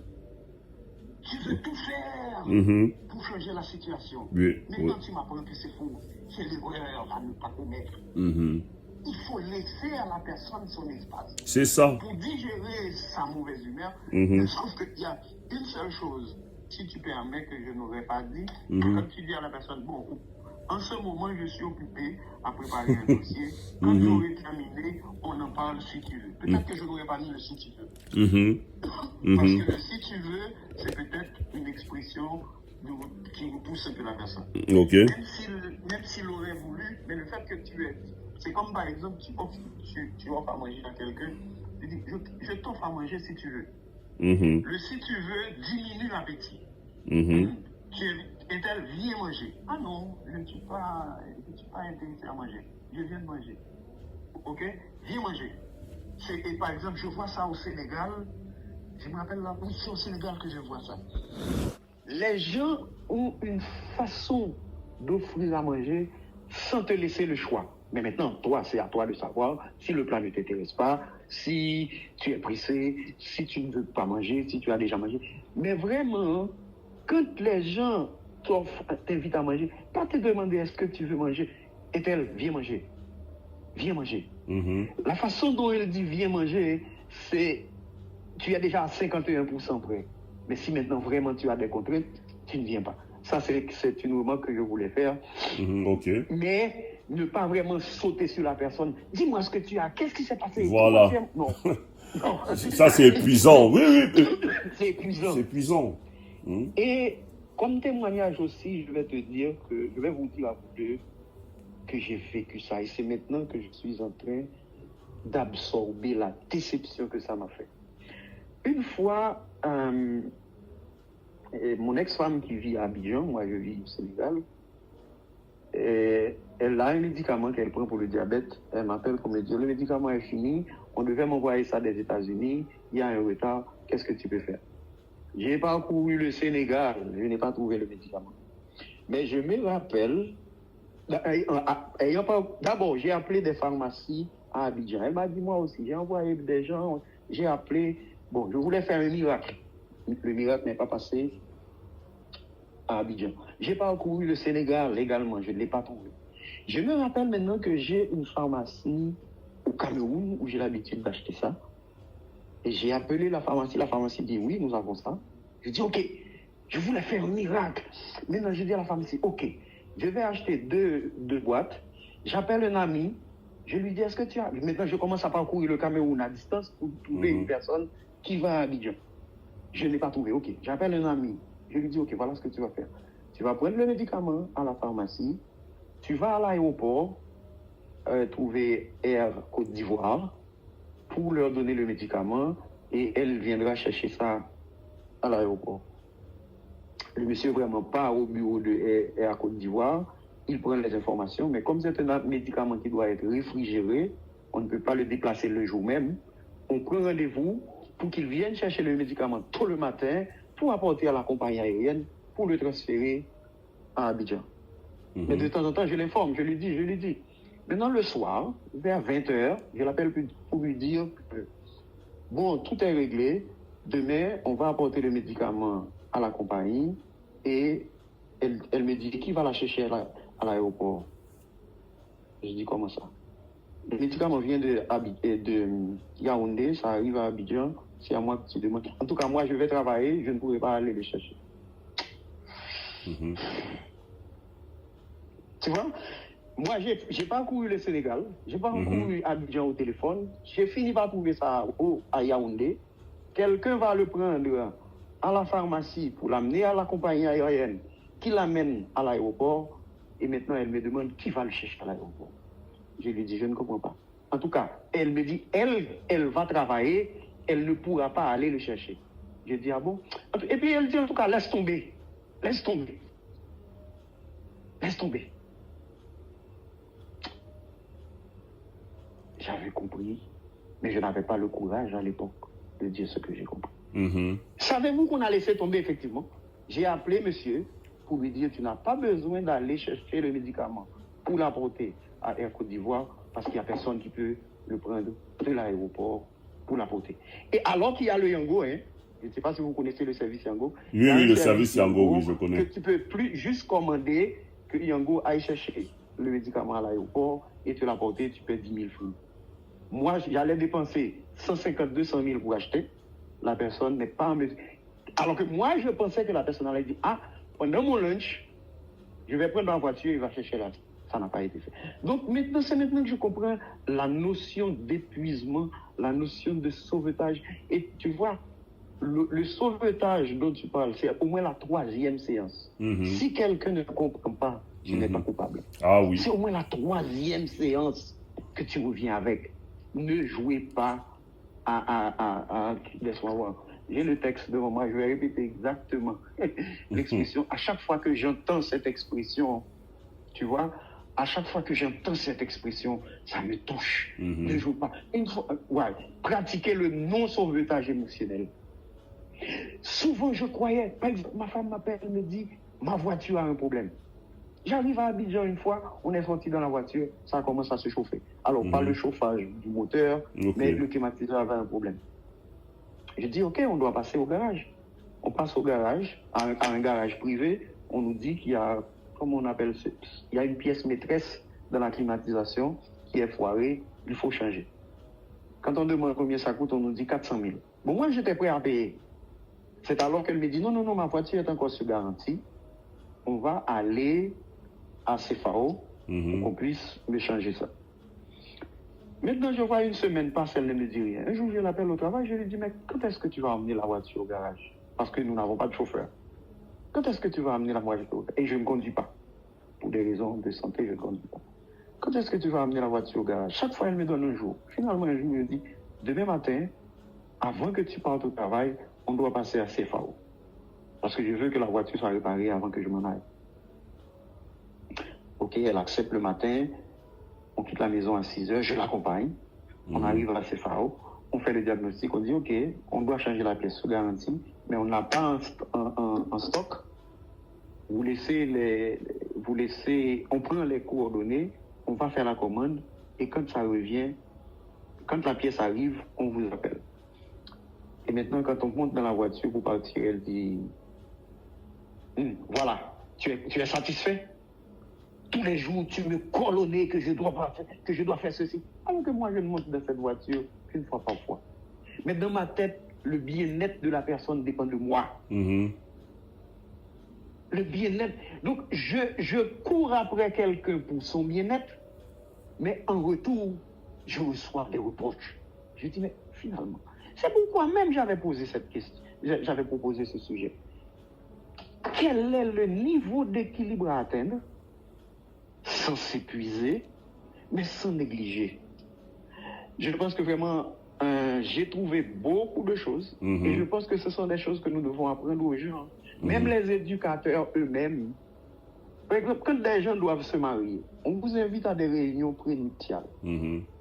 Oui, c'est important. Mais en général, oui, on nous apprend. Mais aujourd'hui, là, je ne sais pas, moi, dans mon cas qui me concerne, mais c'est comme si je vois en général, on nous sacrifie. La façon dont on nous apprend de toujours être prêt, de toujours être disponible, de voler au secours de l'autre, regardez cette soeur qui vous dit. Le monsieur, ce n'est pas parce qu'il est nul. Il y a des gens qui ont la mentalité de se faire servir, mais bon, ça t'a quand même servi, le fait que c'est toi qui as créé les comptes, ça t'a permis d'avoir le contrôle pour découvrir ces infidélités, qui te fait souffrir aussi. Il y a des gens comme ça. Il y a des hommes. Moi, je me rappelle une femme qui racontait que dans son foyer, effectivement, quand le belt sonne, quand l'alarme sonne, le monsieur dit à la femme, va regarder qui. Comment un homme peut dire à sa femme d'aller regarder qui? L'école arrive, la rentrée des classes arrive, leur revenu ne suffit pas, ils ont besoin d'argent à prêter. Le monsieur dit, est-ce que tu peux appeler un tel pour demander un prêt? C'est quoi ça? Donc cette femme est devenue une esclave, elle est devenue l'avant-garde, c'est elle qui fait tout.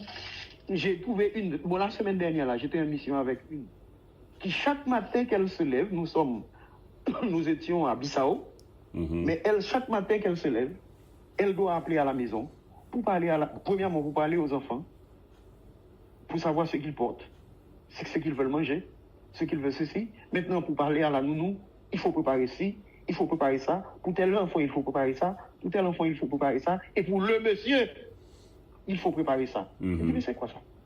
Et lui, elle me dit que je suis une télécommande. Je suis obligé de tout faire à distance. Mais je dis, c'est de l'esclavage. Et souvent, le pire, c'est que ces gens de femmes, ou bien ces gens d'hommes comme moi, ces gens de femmes ne sont pas vraiment honorés à la hauteur de ce qu'ils font. On les prend tous juste comme des acquis. Bon, moi, je comprends maintenant aujourd'hui pourquoi on dit que seulement 30% des couples réussissent à rester ensemble après 7 ans. Parce qu'on n'a pas l'équilibre de la vie commune. C'est l'un ou l'autre, soit la femme, généralement, ou bien soit l'homme, les hommes comme moi, qui veulent porter tout le fardeau. J'étais comme ça. Parfois, je partais en mission, effectivement. Je dois appeler à la maison tous les jours. Et les enfants étaient tellement attachés à moi, parce que je faisais toujours... Comment vous imaginez une fois, on était en Haïti au pays. Je rentre du travail, moi, un peu tard. Je trouve que les enfants on n'a pas été chercher les enfants à l'école. Ils sont restés à la merci d'un chauffeur qui, lui, n'a pas reçu les clés de la voiture à temps, de la deuxième voiture à temps. On n'est pas parti les chercher. Quand je suis arrivé, c'est alors qu'on me dit on pensait que les enfants étaient avec toi. Que tu étais passé les chercher. C'est alors maintenant à 20h que je dois ressortir pour courir à l'école. Pour aller trouver 2 enfants qui dormaient sur les bancs de l'école avec un gardien. Donc, je comprends vraiment que nous devons, nous les victimes, sans vraiment, comment je dis, sans vraiment me victimiser, nous qui avons ces attitudes de sauveurs, nous qui avons ces attitudes de tout faire, non seulement nous faisons du mal aux autres parce que nous les empêchons d'évoluer, ça c'est très important, c'est très important. Nous les empêchons d'évoluer parce que moi personnellement, même du point de vue professionnel, parfois je suis devant un dossier, je ne vois pas comment le toucher, qu'est-ce que je dois faire. Mais sachant que je n'ai personne qui puisse le faire en place, je reste là devant l'ordinateur. Je fouille, je cherche sur Google, je cherche des exemples. Je le fais et je réussis. Il faut aussi mettre les gens devant leurs responsabilités. C'est ce que je ne savais pas. Mais même mes enfants, je commence à leur apprendre. Je commence à leur apprendre de se débrouiller. Je viens d'avoir un exemple de ma fille qui m'a appelé pour faire quelque chose. Alors, elle me dit qu'elle veut faire quelque chose. Je dis bravo, félicitations. Mais après, elle dit, papa, c'est toi qui dois payer. Je dis non. Oh, je dois prendre de mes économies. Je dis pas. Oh non, je ne peux pas utiliser mes économies, c'est toi qui dois payer. Je dis non. Tu ne payes pas. C'est ou bien tu le fais, tu payes pour ton bien-être, ou bien tu ne le fais pas. Et tu fais. C'est quelque chose qu'elle voulait faire. Au lieu d'aller à l'université 5 fois par semaine, elle dit qu'il y a un cours qu'elle pouvait prendre en ligne pour rester à la maison. Je dis, ok, vas-y, c'est bien. Ah oui, mais pour prendre le cours en ligne, je dois payer. Je dis, ok, tu payes. Je sais que tu as de l'argent, je te donne l'argent de poche tous les mois. Ah oui, mon argent, c'est mon argent. Et si je peux, c'est toi qui dois payer pour moi. Je dis non. J'ai déjà payé l'école. Maintenant, si tu pour ton bien-être, tu veux rester à la maison un jour et prendre des cours en ligne, ça ne doit pas être à ma charge. Et mon roi et ma reine, je vous assure qu'il y a de cela un an. Bon, si c'était l'année dernière, 2024, c'était comme pour moi un honneur, c'était un plaisir que ma fille me demande de lui payer un cours en ligne au lieu d'aller en classe. Maintenant, je dis non. J'ai un budget pour toi, je paye l'école, je donne l'argent de poche, je paye la maison, je paye ceci. Et maintenant, le milestone que tu dois faire en plus, ça doit être à ta charge. Elle a compris. Elle l'a fait.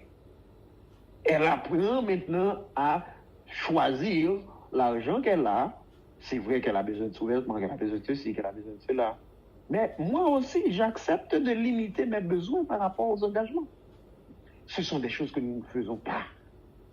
La femme demande ça, on doit donner. La femme demande ça, on doit donner. Elle veut changer de voiture. Tu penses qu'en changeant de voiture, tu vas lui faire plaisir. Hey, l'homme demande ça, on doit lui donner. J'ai appris qu'il y a des hommes qui viennent du travail, ils s'installent au salon, tant et aussi longtemps que la femme ne dresse pas la nourriture, ils ne mangent pas. Je sais, on va me dire, c'est la culture africaine. Il faut apprendre à changer ça. Parce qu'effectivement, après avoir épuisé cette femme, on cherche une autre. Après avoir épuisé la deuxième, on cherche une troisième.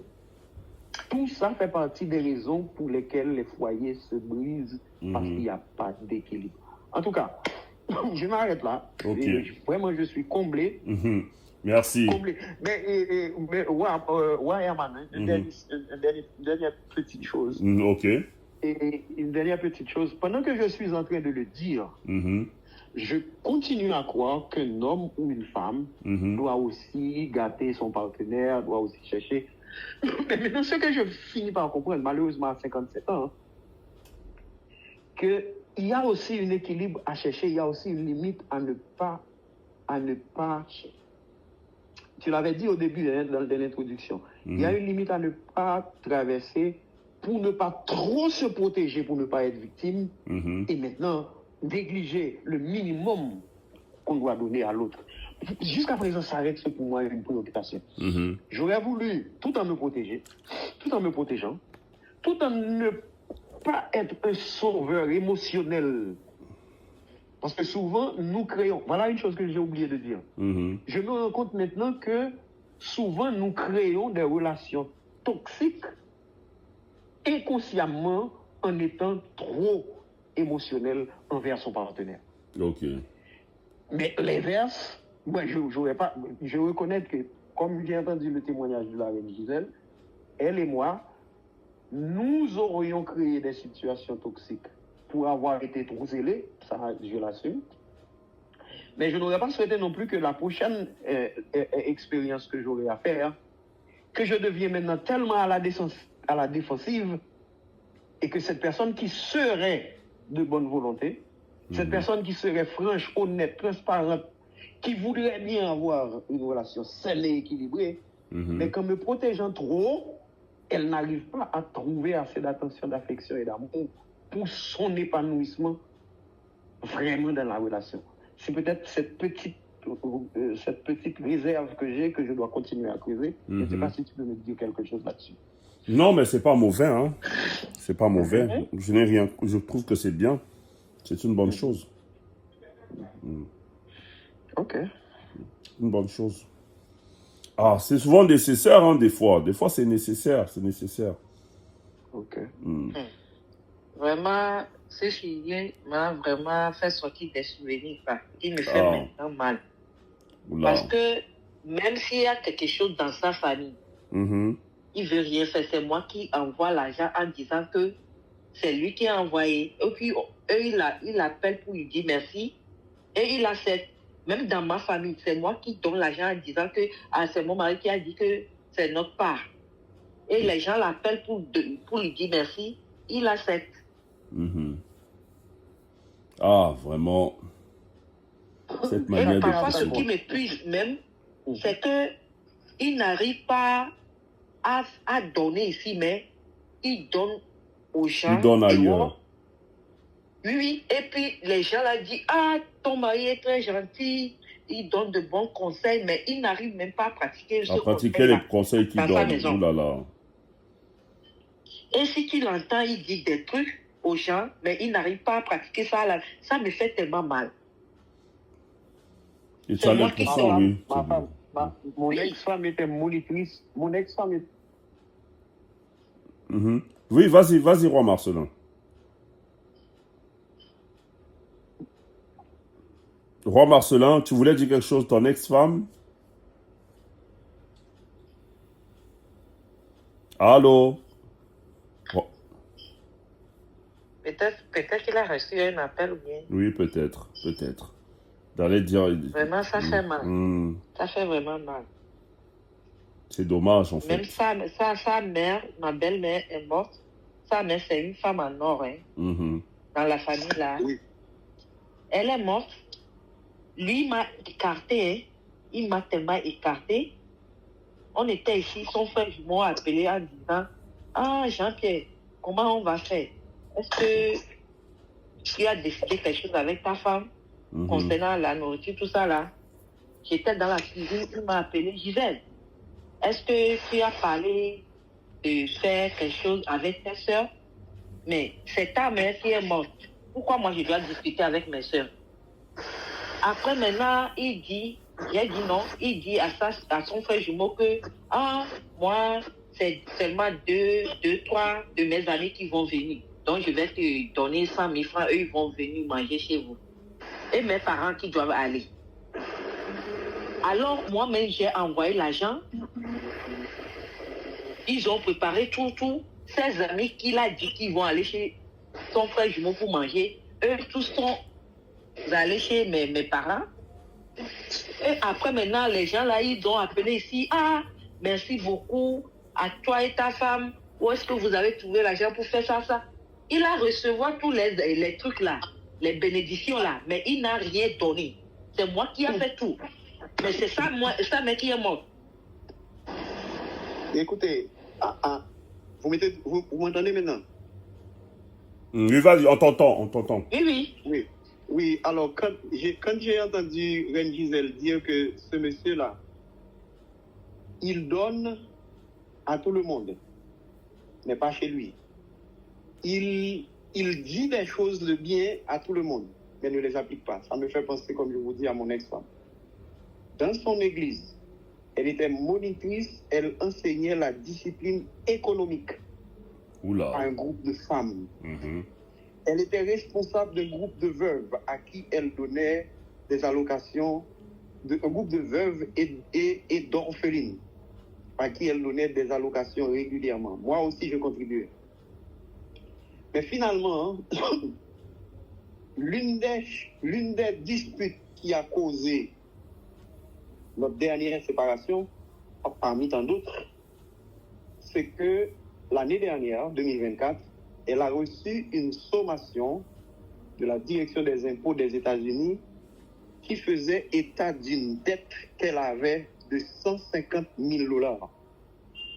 C'est une accumulation sur 2 ans des impôts qu'elle n'a pas payés, plus les pénalités. Comprenez, quelqu'un qui enseigne la discipline économique, quelqu'un qui donne de l'argent, c'est quelqu'un qui est tellement généreuse. Dès qu'elle entend que quelqu'un a besoin de quelque chose, elle va au secours.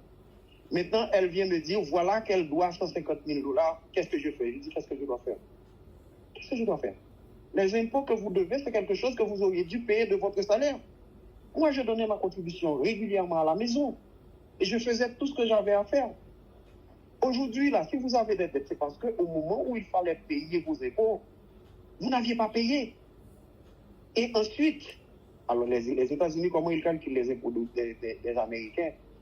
Vous pouvez vivre en Australie, mais vous êtes enregistré comme un Américain qui vit en Australie. L'ambassade connaît vos salaires et on fait les calculs. Même l'électricité qu'on paye chez vous, les impôts sont appliqués sur l'électricité. L'eau qu'on paye chez vous, les impôts ils sont aussi appliqués. Donc, maintenant, et on ne vous le dit pas. C'est en fin d'année que vous devez faire la déclaration définitive d'impôt pour payer ce que vous devez payer. En 2022, elle n'a pas fait. En 2023, elle n'a pas fait. En 2024, maintenant, c'est alors qu'on lui envoie. Qu'est-ce que je fais? J'ai dit non, je n'ai rien à faire. On remonte jusqu'à rien. Quelqu'un qu'on appelle mon mari. Alors, quelqu'un qu'on appelle son mari.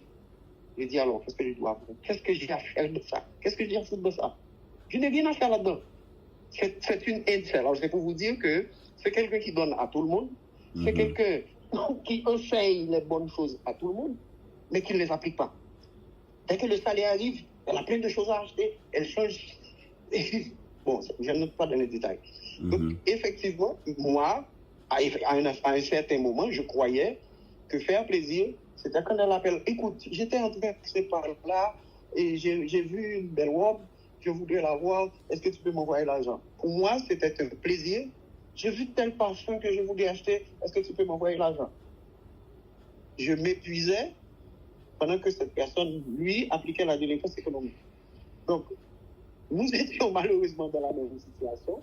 Moi, je me suis retiré. Je ne te demande pas de te retirer, mais je connais tes douleurs. Merci. Ok. Merci beaucoup, Roi Marcelin. Bon, je pense que nous allons nous arrêter là, par là. En tout cas, c'était vraiment... Je dois reconnaître, comme vous, que c'était vraiment un sujet très, très intéressant. Et j'aime bien des thèmes comme ça. J'aime bien des thèmes comme ça. Voilà pourquoi est-ce que vraiment ce tour de table va permettre à chaque personne dans le groupe de proposer ses sujets. En tout cas, c'était un sujet très enrichissant.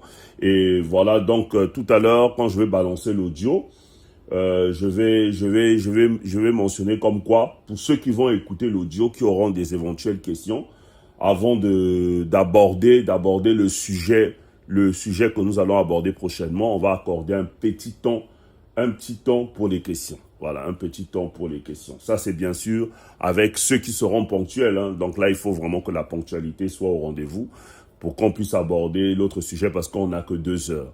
Donc voilà, on va s'arrêter par là aujourd'hui. Je vous souhaite un bon week-end et on se donne rendez-vous samedi prochain pour une autre séance.